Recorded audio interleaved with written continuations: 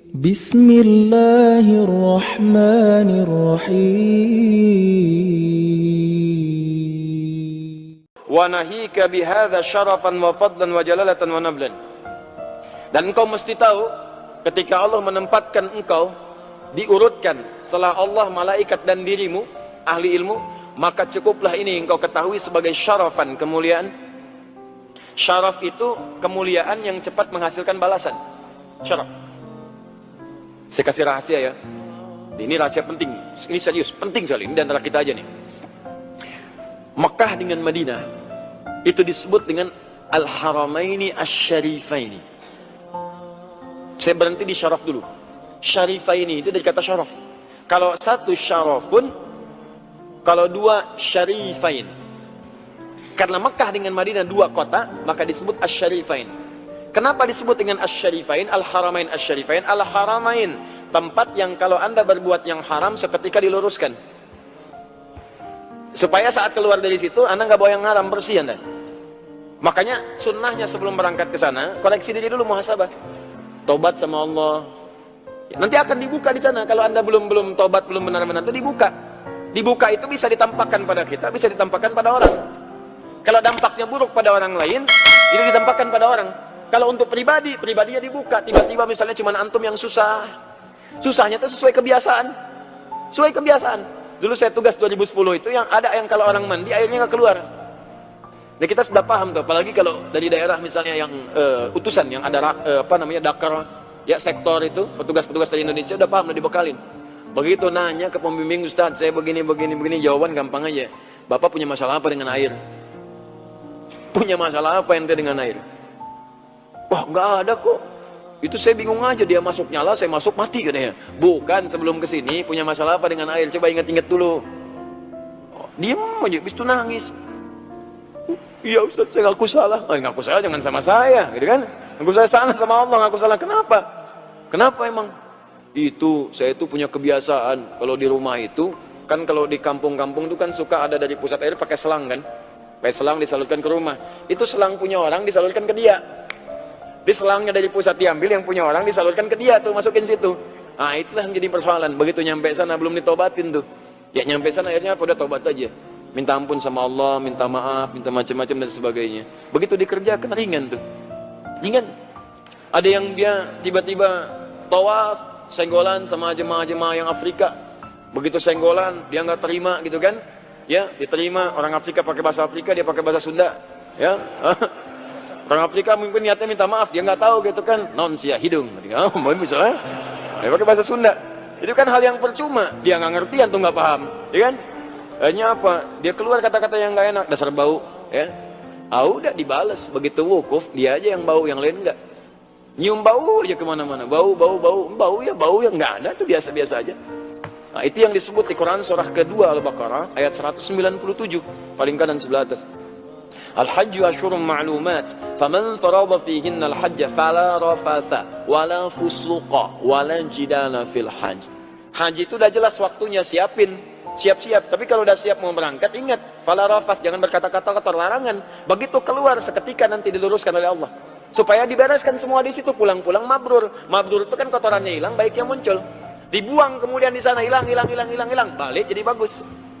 Tapi syarafain, ya syarifain itu dari kata syaraf. Syaraf itu kebaikan yang saat dikerjakan dibalas. Kalau antum sering berbuat baik, apalagi di Mekah Madinah berbuat baik, dibalas antum saat itu.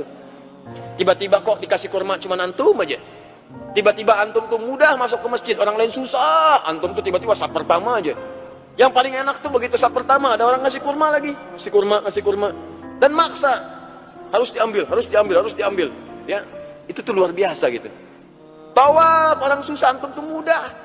Ya, kayak nyium Hajar Aswad sampai orang dorong-dorongan, pasang joki, ya, macam-macam.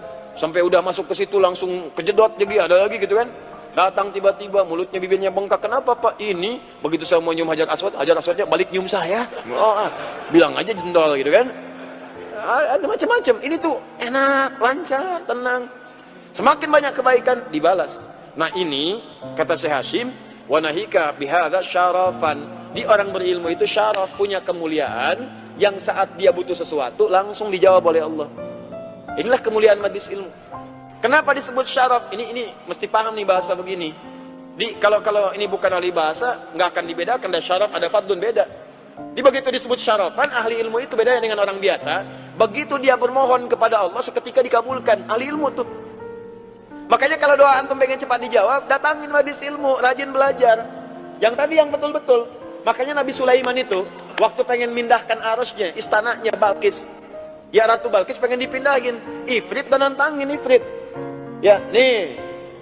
Antum sebelum turun tuh, naik, sebelum turun lagi dudukin singgasana, pindah tuh. Gitu.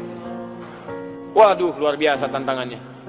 Tiba-tiba ada yang jawab, ada lagi yang lebih hebat. Tiba-tiba disebutkan oleh Quran, satu orang dari kalangan ahlul ilmi. Ahlul ilmi, bukan jin, bukan malaikat, bukan macam-macam. Insya Allah sebelum kedip dah ada tuh. Ifrit aja sebelum duduk bangkit baru ada.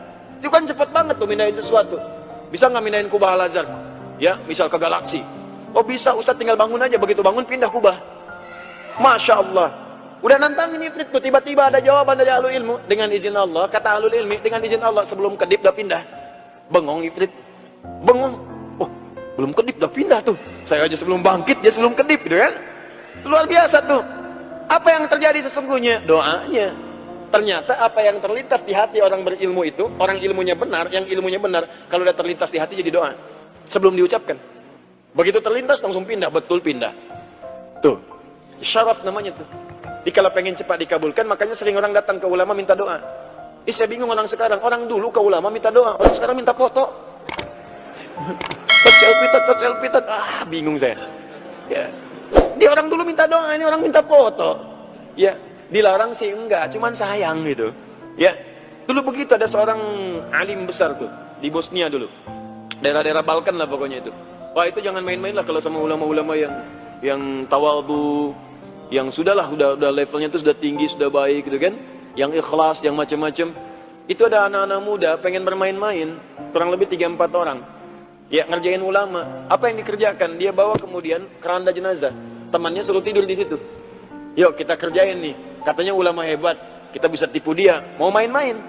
Begitu sudah datang di tempat itu, dia sampaikan, ya Syekh Fulan, namanya Syekh Yazo, ya. Ya, begitu datang ke situ, coba katanya ini ada yang meninggal.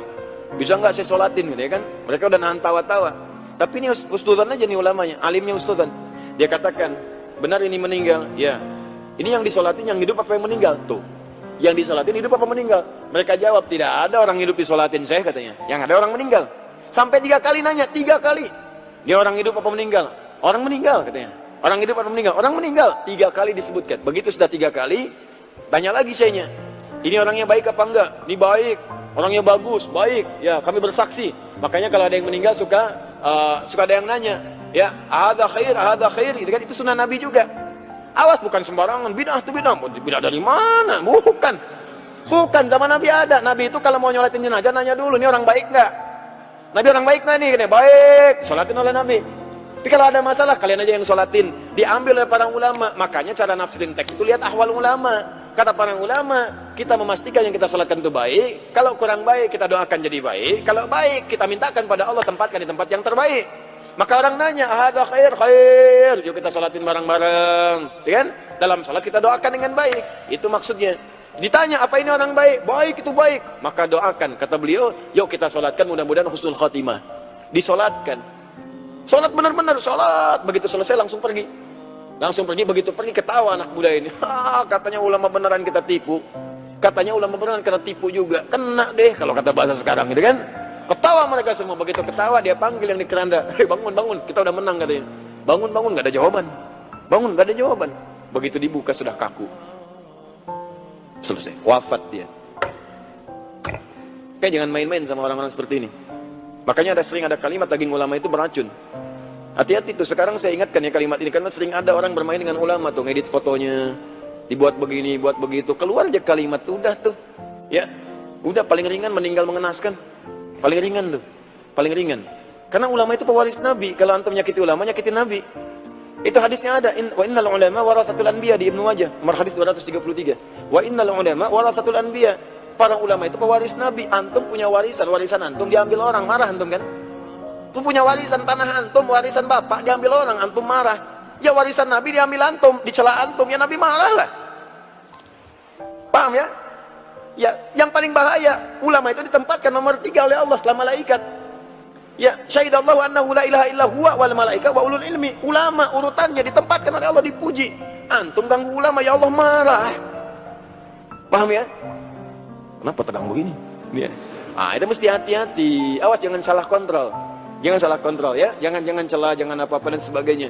Ini seringkali begini nih, karena konstelasi politik juga sekarang nih, pilpres apa-apa, mungkin di setiap kubu ada ulama, ada apa. Kita hormati, mungkin masing-masing punya ijtihad. Ya, kalaupun misalnya ada sesuatu yang keliru, jangan dan diolok-olok, tidak. Kita doakan dengan baik. Pilihan boleh beda, silahkan. Ya, itu tidak ada masalah, tapi jangan berselisih, jangan sampai ribut dan sebagainya. Paham ya? So, apalagi kemudian menjelek-jelekan ulama itu tidak boleh. Ya, mendoakan boleh.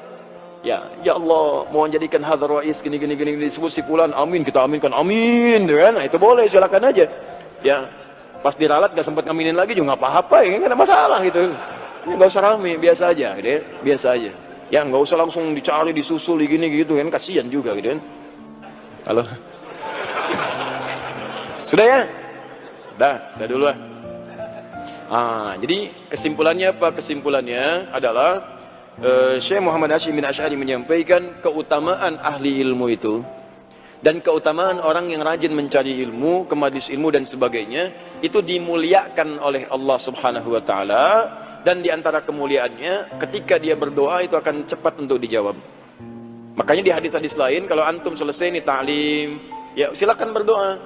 Walaupun ustadz misalnya cuma nutup dengan kifaratul majlis, antum jangan langsung pulang juga, isi lagi dengan doa, minta ya, yang pengen lulus ujian minta lulus, yang pekerjaan susah minta dimudahkan, ya, yang belum nikah minta nikah, ya Allah dekatkan jodoh saya, berikan kesempatan menikah walaupun minimal sebelum kiamat kurang 2 hari, ya kan, bisa itu, minta aja yang baik.